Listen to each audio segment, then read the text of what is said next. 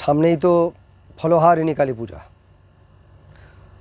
ফলহারিণী কালী পূজাতে বিভিন্ন জায়গাতে মায়ের শরীরে, মায়ের গলায় বেশ ভালো করে বড় বড় ফলের, কোথাও লেবুর মালা, এ মালা ও মালা সব দেওয়া হয়, বিভিন্ন ফলের মালা দেওয়া হয় এবং বলা হয় কথাটা ফলহারিণী থেকে প্রচার হয়ে গেছে ফলাহারিণী।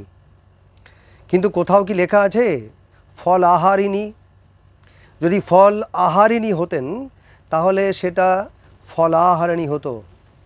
ফ লয়কার আহারিণী হলে পরে ফলাহারিণী হতো। ফল আহার করবার নয়, এটা হচ্ছে ফলহারিণী, অর্থাৎ উনি আমাদের কুফল হরণ করবেন, এই জন্য তাকে বলা হয়েছে ফলহারিণী কালিকা। কিন্তু বেশিরভাগ ক্ষেত্রে আজকাল এই কথাটা প্রচার হচ্ছে ফেসবুকে, তো অনেক কিছু প্রচার হয়। এই তো মাঝখানে দেখা গেল যে হঠাৎ করে চারমুখী প্রদীপকণার ধুম চলে আসলো। আসলে এগুলো কিছুই নয়। আমরা ধনতেরাস সম্বন্ধে কত রকম কথা এখন শুনি। ধনতেরাস সম্বন্ধে আমাদের বেদ পুরাণে কোনো দিন কোনো কিছু লেখা ছিল না। যাই হোক, এই ফলাহারিণী কথাটা কিন্তু একেবারেই নয়। ফল আহার করেন না, এটা হচ্ছে ফলহারিণী।